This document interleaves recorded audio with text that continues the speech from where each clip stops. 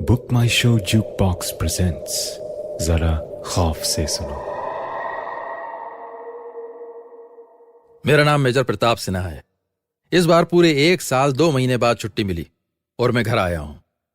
आज दूसरा दिन है और अपने वाइफ के हाथों की बनी सवेरे की दूसरी चाय पी रहा हूं। आज बेटे ने भी स्कूल की छुट्टी मार ली मेरे साथ दिन बिताने के लिए। वीर, तुम्हें कितनी बार कहा है कि बालकनी में खड़े होकर सामने वालों की बालकनी में नहीं देखा करते। It's a very bad habit. पापा बाहर आओ ना, देखो अमित अंकल फिर अपने आप से बात कर रहे हैं। हाँ वीर, तुम जाके रेडी हो जाओ, फिर मॉल चलेंगे। नहा तो लो, मैंने अपने बेटे से कहा और सोचने लगा कि उसने क्या कहा। अभी अमित हमारी ही कॉलोनी में सामने की बिल्डिंग में रहता है, मेरी सी ही उम्र का है। लास्ट ईयर उसकी वाइफ की एक एक्सीडेंट में डेथ हो गई थी। इनफैक्ट मैं भी उसके साथ था। लेकिन ये क्या सुन रहा हूं मैं अब? अमित अपने आप से बात कर रहा है। मैंने वैदेही से पूछा, ये वीर क्या कह रहा है? हाँ प्रताप, मैंने तुम्हें कभी बताया नहीं इस बीच। सोच रही थी कि तुम आओगे तो तुमसे कहूंगी। तुम अमित से एक बार मिलकर बात कर लो ना। मीनल की डेथ को 1 साल हो गया है।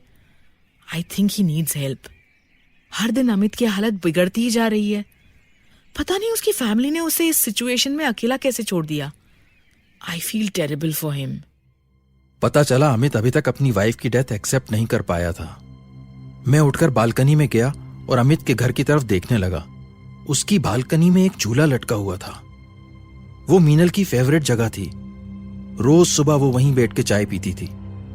मैं देख ही रहा था कि अमित अपनी बालकनी में आया और उसने चाय का कप रखकर मुड़कर अंदर कुछ ऐसी हरकत की जैसे किसी को बुला रहा हो और कह रहा हो कि जल्दी से अब चाय पी लो, मैंने रख दी यहां इससे पहले कि ठंडी हो। लेकिन वो किससे बात कर रहा था? और तभी मुझे अंदर कमरे में एक पल्लू उड़ते हुए की झलक दिखी, जैसे कोई औरत राइट से लेफ्ट की ओर गुजरी हो। कौन थी वो? कौन हो सकती है? मैं तैयार ही था। सुबह ही आदतन नहाकर कपड़े पहनकर रेडी हो गया था, तो सोचा क्यों ना अभी एक चक्कर लगाऊं अमित के यहां। मैंने डोरबेल बजाई और मैं दरवाजा खुलने का वेट करने लगा। एक बार फिर डोरबेल बजाई। क्या बात थी? अमित दरवाजा क्यों नहीं खोल रहा? तभी मैंने दरवाजे पे लगे कांच के पीप होल से अंदर देखने की कोशिश की और शॉक में पीछे को हटा। क्षण भर के लिए मेरे दिल की धड़कन रुक गई, माथे पे पसीना छूट गया। ये कैसे पॉसिबल था? नहीं, ये नहीं हो सकता। जैसे ही मैंने अंदर झांका था तो मुझे मीनल दिखाई दी। मैं शॉक्ड खड़ा दरवाजे को घूर ही रहा था कि अचानक दरवाजा खुला और hi, major Pratap Sinha, what a pleasant surprise. आओ आओ। सॉरी, मुझे लगा मीनल डोर खोल देगी। कम इन। कैसे हो तुम? मुझे समझ नहीं आ रहा था मैं अमित से क्या कहूं। ऐसे देखो तो अमित बिल्कुल नॉर्मल लग रहा था। उसकी बातों से नहीं लगा कि कोई प्रॉब्लम है। अगर किसी को ना पता हो कि मीनल की डेथ हो गई है तो यही लगेगा कि अमित और मीनल बाकी सब कपल्स की तरह ही हैं। उसने मुझे बैठने को कहा और ये देखो प्रताप, मीनल भी आ गई। तुम दोनों बैठो, मैं हम सबके लिए कॉफी बनाता हूं। मीनल, वो पहली वाली कॉफी ठंडी हो गई है, मत पीना। अब मीनल पूरा वीक काम करती है तो वीकेंड पे मैं इसे कुछ नहीं करने देता। नो मीनू, तू चिल करना यार। बैठना प्रताप के साथ, आई विल हैंडल इट। मुझे समझ नहीं आ रहा मैं क्या कहूं। मीनल तो यहां है ही नहीं, लेकिन अमित बिहेव ऐसे कर रहा था जैसे उसे मीनल दिख रही है। वो यहीं नॉर्मली उसके साथ ही है और मुझे कुछ अजीब सा क्यों लग रहा है। यहां सब कुछ पहले जैसा ही है। इस घर में सारी चीजें वही हैं जैसी मुझे पिछली बार देखे की याद है, लेकिन फिर भी ऐसा लग रहा है जैसे कुछ होने वाला है। क्या, वो नहीं पता, लेकिन बहुत नेगेटिव फीलिंग आ रही है। मैं उठकर किचन की तरफ जाने लगा और तभी मेरे पीछे से कुछ आवाज आई। ऐसा लगा कोई चेयर पीछे की तरफ खिसका के उठा। मैंने ध्यान से देखा, चेयर सच में शिफ्ट हो गई थी। थोड़ी एंगल पे थी, फिर लगा शायद मेरा वहम हो। आफ्टर ऑल ऐसी कोई बड़ी बात नहीं है। और तभी मेरी आंखों के सामने वाज गिर गया। Absolutely without any reason. एक सेकंड वो वहां टेबल पे था और दूसरे ही सेकंड नीचे फर्श पे टुकड़े टुकड़े हो गया। ये कैसे हो सकता है? ये वास कैसे गिर गया? तभी अमित किचन से भागता हुआ आया। क्या हुआ प्रताप? ओ गॉड, नो मीनू, तू हट ना वहां से, तेरे पैर में लग जाएगा। कि क्या कर रही है? प्लीज बेबी, साइड में, उस साइड जा। अमित जैसे होश में नहीं था, जमीन से टूटे वास के टुकड़े उठाने लगा और फिर जैसे मीनल को हटाता वहां से, लेकिन मीनल तो वहां थी ही नहीं और मुझसे ये देखा नहीं जा रहा था। फाइनली मैंने उसके हाथ से कांच लिया, उसे बिठाया, कांच के पीसेस कलेक्ट करके डस्टबिन में डालकर आया कि उससे बात करूंगा, लेकिन देखता हूं कि अमित वहां ऐसे बैठा है जैसे मीनल का हाथ पकड़े हुए हो। मैंने कहा था ना मीनू, कांच मत उठा, देखना तेरे हाथ में लग गई। मैंने आगे बढ़ के अमित को समझाना चाहा, पर मुझे समझ नहीं आ रहा था कि क्या कहूं, उसे कैसे समझाऊं कि मीनल जा चुकी है। फिर भी मैंने डिसाइड किया एक बार तो ट्राई करना ही होगा। अमित, मैं सोच रहा था क्यों ना तुम मेरे एक दोस्त से मिल लो। श्योर। कौन दोस्त? एक्चुअली मेरा अच्छा दोस्त है, साइकोलॉजिस्ट है। और ये सुनते ही अमित का एक्सप्रेशन ऐसे चेंज हुआ। ओह, मैं समझ गया, तुम भी मेरे पेरेंट्स, मेरी सिस्टर की तरह बात कर रहे हो। मैंने सबका फोन उठाना बंद कर दिया है इन्हीं बातों की वजह से। यू नो, सब मुझे यही कहते हैं, डॉक्टर से मिल लो, मेडिटेट करो, मंदिर जाओ, लाइफ को एक्सेप्ट करो, और पता नहीं क्या क्या। अमित, सब तुम्हारे वेल विशर्स ही हैं। मैं जानता हूं जो तुम्हारे साथ हुआ वो बहुत ट्रेजिक है, लेकिन तुम्हें एक्सेप्ट तो करना होगा ना। मीनल इज डेड, अब वो हमारे साथ नहीं है। अच्छा, मीनल की डेथ हो गई है, ठीक है, मैं मान लेता हूं कि उसकी डेथ हो गई है। तो फिर यहां जो मेरे साथ बैठी है वो कौन है? जो रोज मेरे साथ इस घर में रहती है वो कौन है? बताओ, कैसे मान लूं my wife is dead? Meenal please यार, तुम ही समझाओ प्रताप को, मैं तो तंग आ गया हूं लोगों को एक्सप्लेनेशन दे देकर। Can't you see, she is right here Pratap. ये तुम पर हंस रही है, देखो। ठीक है अमित, मुझे एक बात बताओ, तुम्हें याद है तुम दोनों गोवा गए थे? ऑफ कोर्स याद है, तुम और वैदेही भी तो थे हमारे साथ। एग्जैक्टली।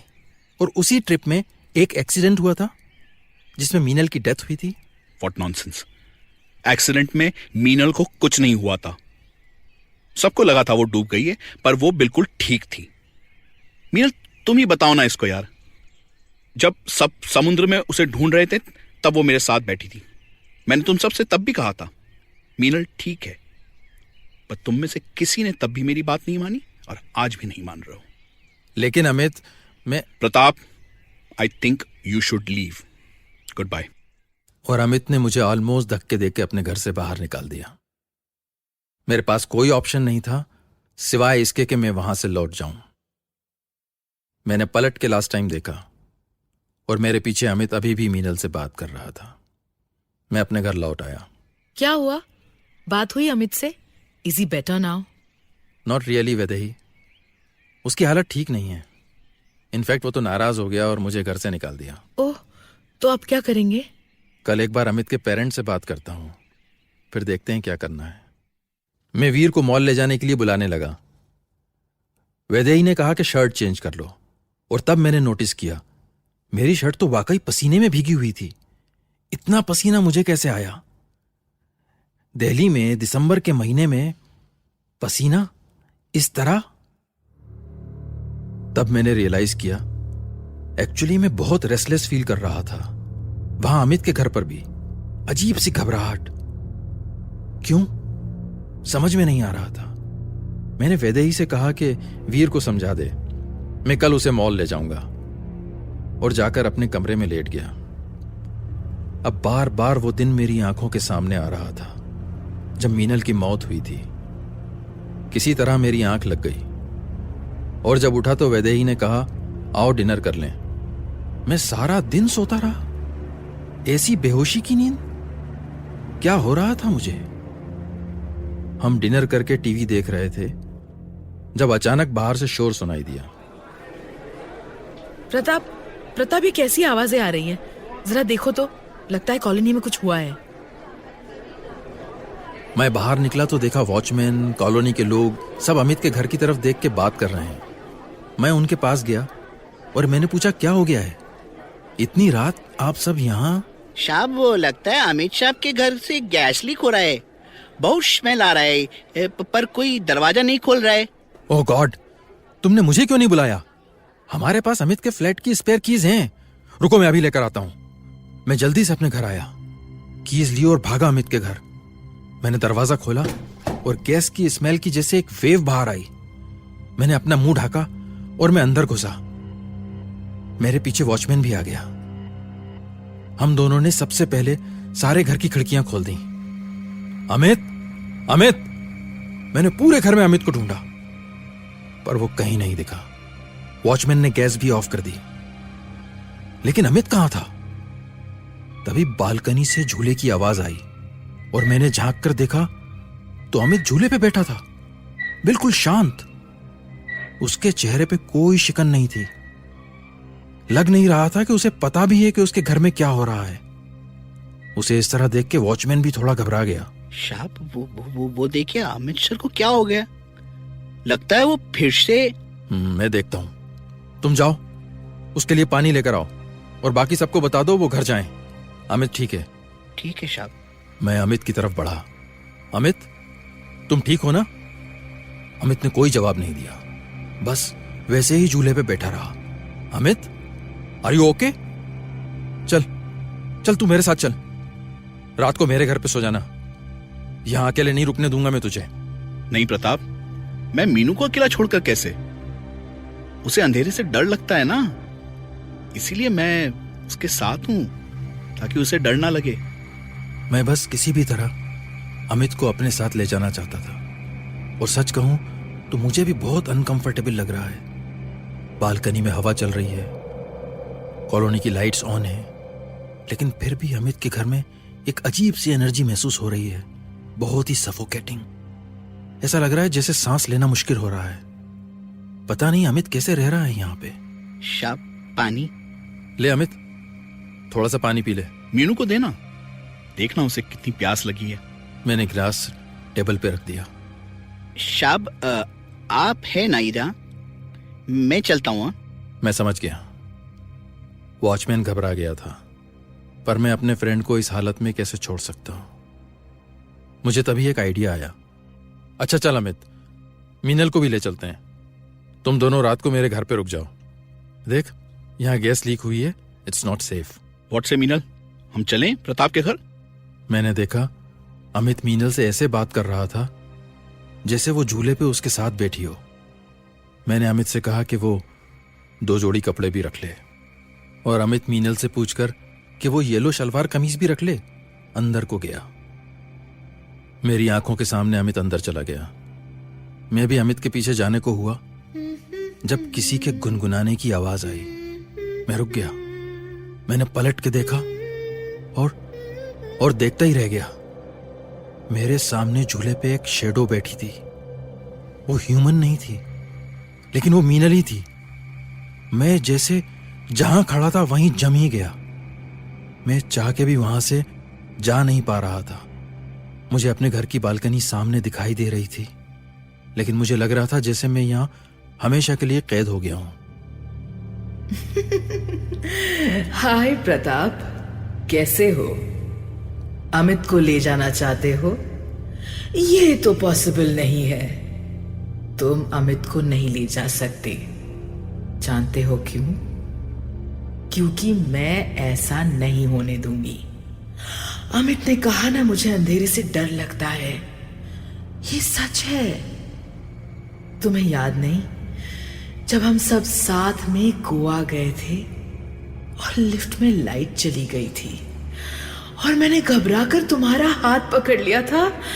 बस इसीलिए तो आज मैं यहां हूं। जिंदा तो शायद नहीं हूं, तो क्या मर गई हूं?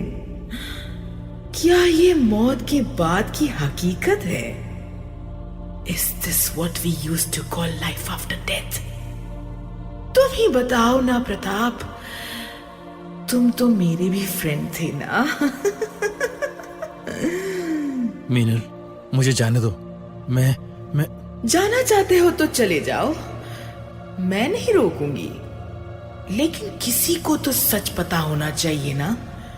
उस दिन जब हम गोवा में स्विमिंग कर रहे थे ना, अमित ने ही मुझे जबरदस्ती पानी के अंदर पुश किया था, ऊपर ही नहीं आने दिया और मेरी मौत हो गई।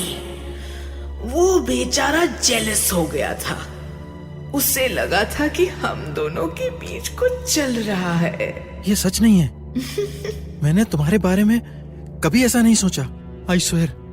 तो ठीक है, चले जाओ, लेकिन अमित को तुम नहीं ले जा सकते। उस मोमेंट में मुझे अपने बेटे का, अपनी वाइफ का चेहरा दिखाई दिया और मैं वहां से भागा और तभी मीनल की आवाज आई। प्रताप, जब भी तुम मेरे बारे में सोचोगी ना, मैं आ जाऊंगी। मैं रोज कोशिश करता हूं कि मीनल के बारे में ना सोचूं, लेकिन वो मेरे ध्यान से निकलती ही नहीं। ऐसा लगता है वो मेरे कंधों पे बैठी है। कितनी बार कहा है मीनल से, मुझे छोड़ दो, पर वो छोड़ती ही नहीं। डॉक्टर मिश्रा, मेरे हस्बैंड कब तक ठीक हो जाएंगे? प्रताप की इस हालत को 1 महीना हो गया है। हमेशा मीनल की बातें करते रहते हैं। Just look at him. वो सीधे तक खड़े नहीं हो पा रहे हैं। हुआ क्या है उन्हें? कब तक हम उन्हें इस हॉस्पिटल में रखेंगे doctor? Mrs Sinha, please control yourself. I think आपके हस्बैंड को उनके फ्रेंड अमित की डेथ का बहुत मेजर शॉक लगा है। I think it's a psychological issue. We will have to give him some time, that's all. Meet My Wife was written by Isha Sharma and Satyam Tripathi. Directed by Satyam Tripathi with performances by Imran Hasni, Trupti Khamkar and Satyam. Come back next week for another horrifying story called The Bargain.